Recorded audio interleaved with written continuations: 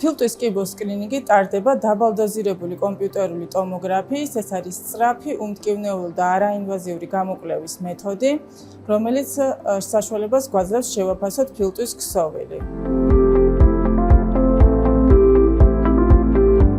დაბალდოზირებული კომპიუტერული ტომოგრაფია საშუალებას გვაძლევს შევაფასოთ ძალზე მცირე ზომის კვანძებიც კი ფილტვში, რომლებიც შესაძლოა პაციენტს არ აწუხებდეს, მაგრამ საჭიროებს დაკვირვებას ან შემდგომ გამოკვლევებს.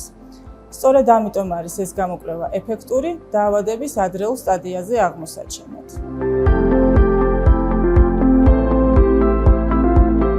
ნებისმიერი კომპიუტერული ტომოგრაფია იყენებს რენტგენის სხივებს, ამიტომ კითხვა რადიაციაზე სრულიად ბუნებრივია.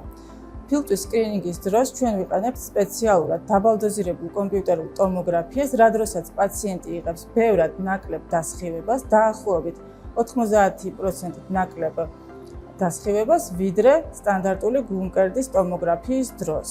დაბალდოზირებული კომპიუტერული ტომოგრაფიით შესაძლებელია ფილტვის კიბოს ადრეულ სტადიაზე აღმოჩენა.